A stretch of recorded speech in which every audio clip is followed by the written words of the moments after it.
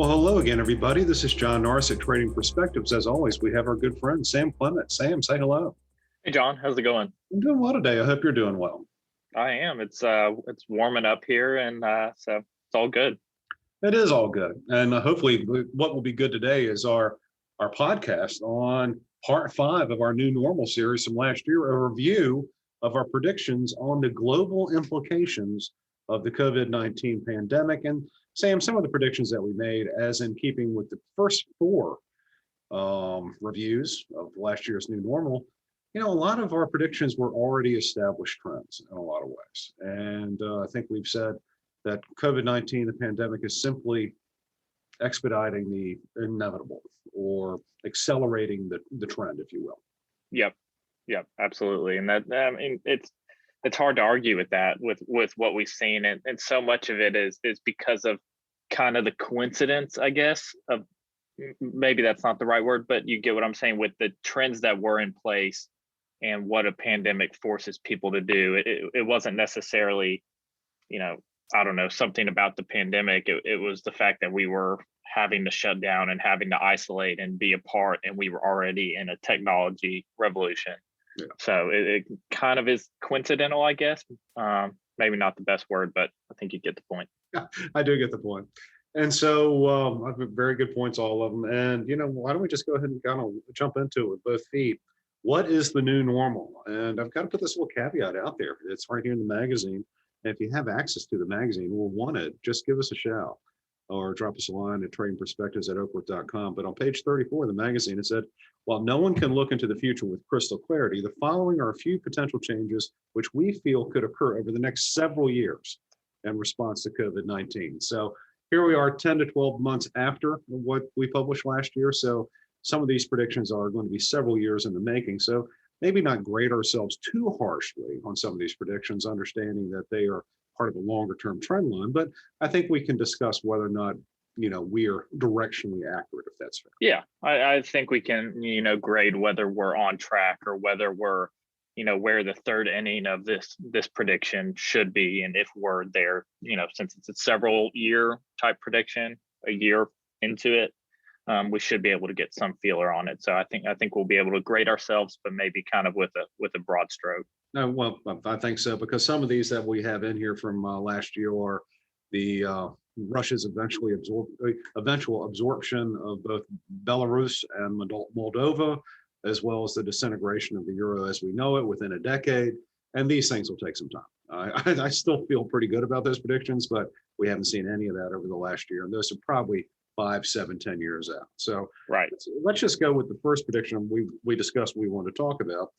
And here it goes. I'll just read it straight down the magazine. While not wholly isolationist, the United States will emerge more inward looking than it was, understanding it has most of the necessary natural resources, a vast internal domestic market, and a massive potential workforce. The United States will focus on becoming more self-sufficient.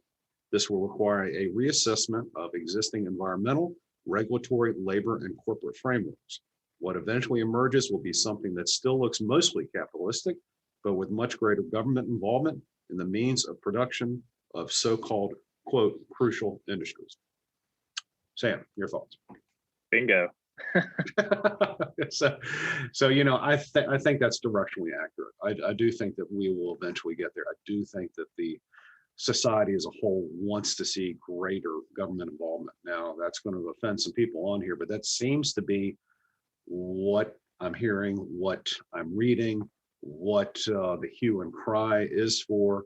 Not necessarily greater regulations, but just more government kind of structure around it, believing that capitalism is largely dead or inherently unfair or unequal, and only the greedy profit from capitalism. And unfortunately, this is kind of the zeitgeist right now. I don't believe it.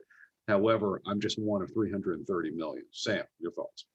And I'd like to hit on the first kind of point made in this prediction too, and that's that the U.S. will emerge more inward looking than it was. And I think that's something, you're seeing this shift to kind of in the more centrist parts of both parties. You're even seeing the infrastructure bill that Biden's looking to pass called build back better. And there's hints towards, building back our own country and our own infrastructure and being more self-reliant. And, that used to, the party that's been, more globalistic has changed over the last couple decades. But, it seems like for the most part, the more centrist parts of both parties are saying, okay, we need to be more self-sufficient. And I think other countries are probably realizing that too, that, the supply chain can very easily be broken, and to have bottlenecks is bad. And so I think that is one. When I said bingo, I mean, I feel good about most of it, or all of this point really, but to me, that's one I think that is going to be a long-term trend. We're already seeing it in place, and that really is a multi-year prediction, because this isn't something that's going to change overnight. But I think we're going to continue to see more areas of the economy, more sectors, more certain products and industries that are continue to shift more towards U.S. production. And we're seeing that with whether it's the defense acts that have been put in place or what have you. So I think that's a very accurate point. I feel good about it. And I think we're going to continue to see this trend upwards over the next several years and probably decades. And, I would argue that the extremes of both of the major parties here in the United States are probably more inward focused than at any time in my life. And I'm a little bit older than you were saying, just a couple of years. I'm going to beat you to it this time. However, I mean, if you listen to the arguments, one side wants to just be completely sort of nationalistic and isolationist, and the other side doesn't necessarily say anything about any of that. It's very much want to protect the U.S. worker, want to protect the U.S. underclass, want to protect people here at home. While not necessarily nationalism, it is still a focus on domestic issues first, and foreign issues way down the road. I mean, just way out in left field.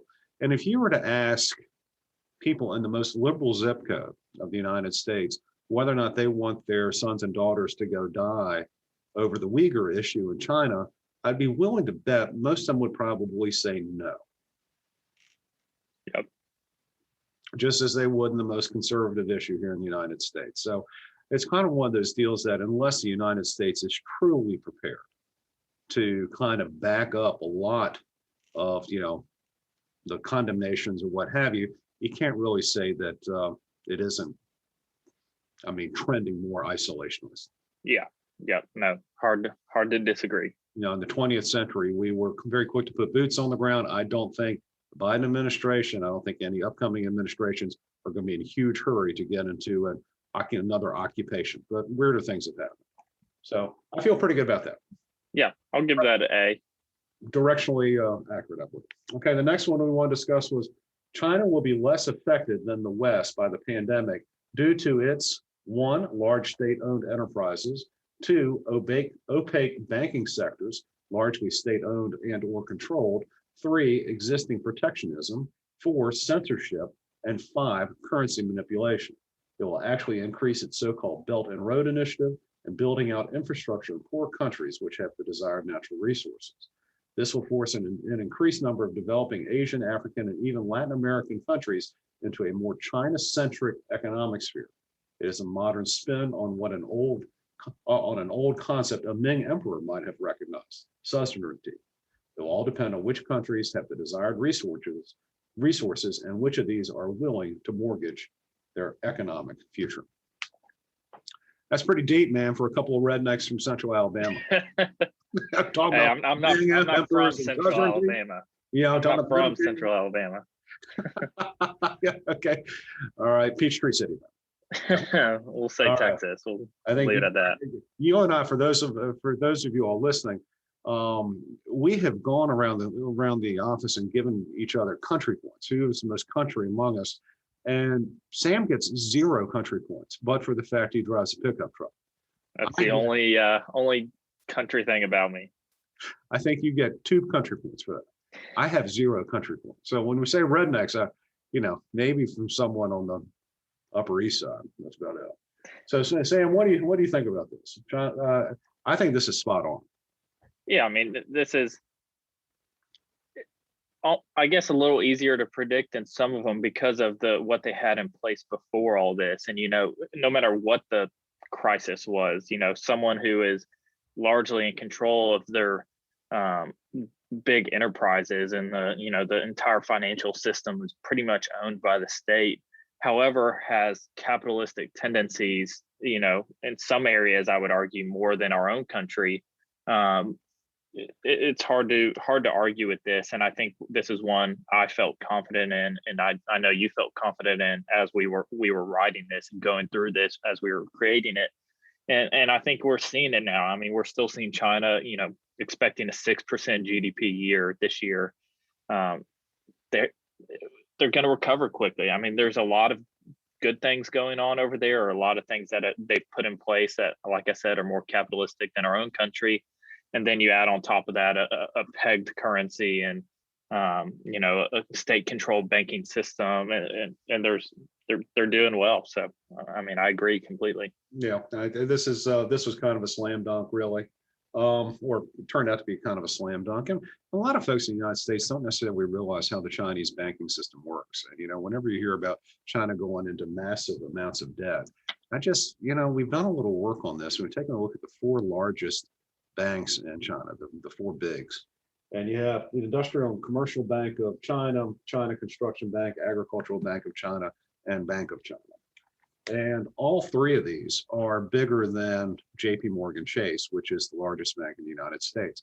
If you add up the assets of the big four in China, it's 14 trillion, $820 billion in assets. Now compare that to the four largest banks in the United States, which are, it's JP Morgan, Bank of America, Citigroup, and Wells Fargo. That's only 9,525 billion. Okay, that's just the scope of the big four in China. In the big four in China, Industrial and Commercial Bank of China, Agricultural Bank of China, Bank of China are all owned about 90% by the central government, either directly or indirectly, by the Ministry of Finance or the China Investment Corp. And then China Construction Bank is 60% controlled by the government. So when you have a financial system and a lending system that the government owns but calls it capitalist, it can control the flow of credit regardless of what the economic conditions are. It can write off problem loans regardless of what the financial conditions are, and recapitalize with the printing press and the Treasury Department. As a result, they were not going to get hit anywhere near as hard as the remainder of the world. Yeah, I mean, it's pretty easy to see, overnight they can say, okay, let's chill out a little bit. We're starting to get into a little bit of a financial bubble here. Let's cool down on some of these more problematic or these more outstretched loans that we're issuing. Guess what? Everyone's owned by the same person who's saying that. It doesn't take increased interest rates. You don't have to go through the process of the Federal Reserve, hiking rates or, dropping rates or what have you. It's a much quicker, and I guess in a good or bad way, it's more efficient to get the banks to do what you want them to do. And all you have to do is say, hey, we own all of you. This is what you're going to do. And this is how you're going to change, instead of having to manipulate it with rates. So it's it is what it is. But then also we made a mention in the prediction about the Belt and Road Initiative, how China will expand that. Yep. And this is probably a bigger threat really to global the US's global power, if you will. United States is talking about democracy. We lob a few missiles over at people, and yeah, we give out some aid. I mean, without a doubt. However, but when you take a look at what the Chinese are doing in Africa and parts of Asia, they're going in and building roads, providing railroads, developing mines, and that type of stuff. And while the local economies might not benefit terribly much, or as much as you might imagine from such infrastructure investments, it's something a little bit more tangible than promises from Washington. So I do think that the Belt and Road Initiative that Xi has really implemented is a stroke of diplomatic genius that is going to be difficult for the U.S. to overcome unless we embark on similar policies. Your thoughts, Sam? Yeah, I mean, I think you hit on the big point that this is physical in nature, and they're building inroads, literal roads within other countries, and not just financial roads of building ties by supporting this study in some country or something along those sorts. I mean, when they're going in, and that's something that probably stands the test of time a little bit better, and I think directly impacts China. It all kind of funnels back to China, literally or physically, and they're going to see benefit over that over the long term, and it's probably a little less volatile in terms of the benefit that they can receive from some of these, Listen, emerging countries. it's absolutely beautiful what they've done here. Almost as beautiful as quantitative easing was in the United States. We just mentioned how the largest banks in China are essentially owned by the central government. And I apologize for that passive voice. It's very, very awful. But when you think about the financing for a road project in Zambia or Zimbabwe, the Chinese government can borrow money from itself. I mean, for all intents and purposes, Sure. in order to go build that road. And guess what? They get repaid on money that they didn't really create. Yep. Yeah. They get repaid with the natural resources that they want. It's awesome. Beautiful. It's absolutely beautiful. There's, of course, someone would tell me that there's more to it than that, and there probably is, but that's good enough for cocktail party conversation in my estimation. All right, so we're 2 for 2, directionally accurate. Say so. How about this one? Despite much wringing of hands and gnashing of teeth, the remainder of the G7 and other developed economies will be too cash-strapped and too focused on their own economic problems to counter China's growing economic influence around the world. I've got to tell you, I think that's directionally accurate as well. Yeah, I'd like to probably throw in social influence as well, and the lack of concern over the problems of China's social influence. So yeah, no, that on top of the economic. I mean, yeah, I think it's pretty easy to say that this is accurate. No, I think it's accurate, and Macron and Merkel have pretty much not necessarily dissed the United States, but what they've recently been saying is far more China positive than I think the new administration would have wanted. And then towards the end of last year, the EU and China signed a new investment and trade deal, which was not a necessarily huge deal, but it was something. It was something that kind of suggested that the shift in Europe, at least, is not necessarily completely away from the United States, but they're going to increasingly try to position themselves in between the two remaining superpowers. That's how I'm reading the tea leaves right there. I mean, completely agree. I think this is a pretty straightforward one. Yeah, and we take a look at Japan over there right now. Japan's history with China was actually pretty decent until the Meiji Restoration, and then the first Sino-Japanese War, and it's been disastrous ever since then, as you can imagine.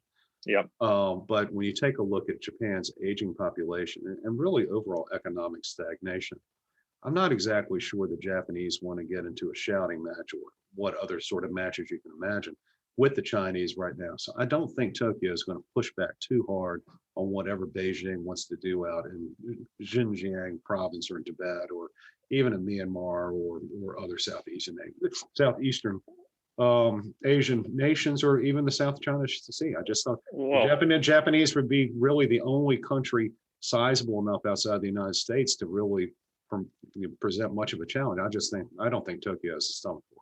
Well, and not that this would lead to a physical war, but the navy that the Chinese have built over the last, I guess, decade-ish, pretty impressive. It may not have the necessary firepower as the U.S. Navy, but in terms of sheer quantity that they've built, I mean, it's there's less reason to poke the bear that China is now for a complete island country in Japan. So, well, I mean, was it you that told me? I think it was that over the last 5 to 7 years, the Chinese Navy has put more ships in the water than the combined fleets of the English, the Italians, the Germans, and the French. Yeah, I mean, it's pretty much, they're just continuously dropping more ships into the sea. And, they don't have necessarily the naval experience of some other countries, but, there's something to be said for quantity. Well, I would certainly say for the first several decades of the PRC's existence, it had very much had a brown water navy, and that's essentially just sort of coastal defense.